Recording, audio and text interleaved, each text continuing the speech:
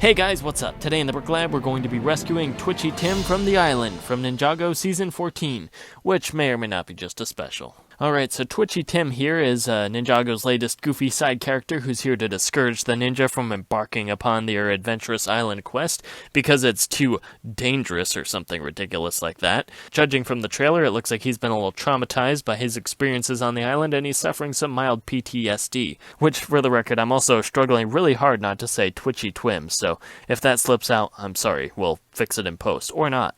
Alright, before we start the build for real, I'm actually just gonna switch away from this clickbaity face here.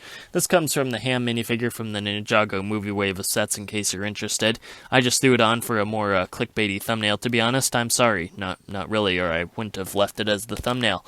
But for a more serious pick, I would actually use this face right here, which we will get into in just a minute.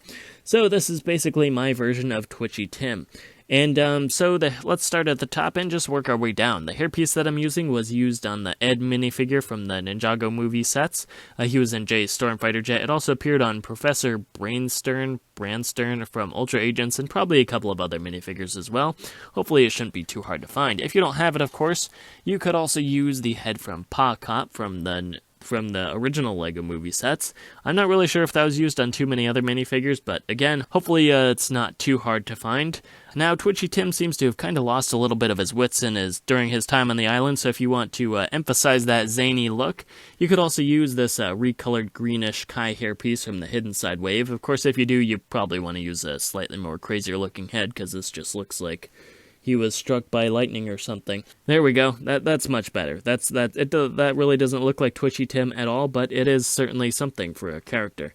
I'm gonna move that tree. That's getting in my way. I need some space. I need some space for my art, or whatever we're gonna call this goofiness. And if you want to double down on the craziness here, you could also use this hairpiece, which is from the JB minifigure, also from Hidden Side. That same exact set, to be honest. And yeah, maybe this isn't Twitchy Tim, maybe this is some other compatriot from his expedition, I don't know. This guy certainly looks like a character. I really want to give him a backstory now. Maybe his own brick film? Well, we'll see if we can work out a contract with him. Anyway, yeah, so seriously though, one of those two hair pieces is what I would use, one of these two, one of the gray ones. The original face that I was going to use was actually this one, which is from the Hidden Side Graveyard set, and then I watched the trailer again and realized that Twitchy Tim had some facial hair down here, so it really doesn't apply. So that was when I switched to this face, which I believe is from some of the Ninjago movie sets and also some of the city sets as well. Probably at this point, basically every head that's out there is eventually going to wind up in one of the city sets. And if you don't want to use that, you could use one of these. You could use this face, which is also for sure in a LEGO City set, and probably some older ones as well. Well, between the two, I'm kind of torn. I'm not really sure, to be honest. Neither of them really look like Tim, but it is really hard to find good faces with grayish stubble there. And in case you're wondering, this torso is actually the one part of this minifigure that is actually accurate. This is Jake Rains' torso from the sadly all too short-lived Pharaoh Quest series of sets. And if we turn to the back here, we can see that there's that familiar eagle logo on the back and SMH, which I'm not sure what it stands for in the context of Pharaoh's Quest, but in Tim's case, he's probably shaking his head a lot at the ninja going on to the island anyway. For the arms here, this torso is really old at this point. It's about 10 years old, and I really do, 11 actually, and I really don't want to, risk the arms of this because they are very, very stiff, and I can tell that if I try to take them out, the arms are just going to shatter and the torso is going to crack, and it's going to be a waste of a perfectly good minifigure torso, and I don't want to do that. But if you do want to give more accurate arms, you could always swap these out for some arms from the Homer Simpson minifigure, which have that dual molded white and yellow. But yeah, that's pretty much it for his torso. If you don't have this one and you want to use something similar that's almost as good, but not quite as good, you could always use the one that came out in that Speed Champions, I think, Porsche set from a couple of years ago, which is a set that I would get for the minifigure alone, and which I did get for the minifigure alone. The car's cool too, but it's not why I bought the set. And for the legs here, I would probably actually just go with the dark tan legs that came with this Jake Rains minifigure.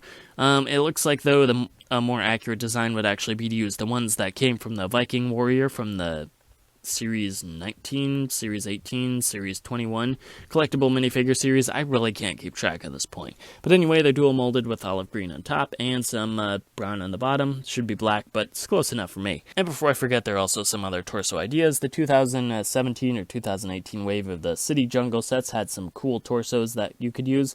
They are dark orange instead of brown, but, I mean, they look close enough. They're kind of adventure-y. And if you don't have that, you could also use some of the Jawa torsos from Star Wars. I really want to use these on some custom adventure minifigures at some point in the not-too-distant future. Obviously, there are a whole ton more customs you could do, but I'm just going to stop the video here because it's kind of getting long enough. Alright, that is it for today. Thank you guys so much for watching. If you made it this far, don't forget to like, comment, share, subscribe, and do all that other good stuff. And if you want to see more of my content, please feel free to check out the other videos on my channel. And if there's something you want to see me build, feel free to leave a comment in the comments section below, and I will see what I can do. Again, that's all I have for you guys today, so I will see you next time.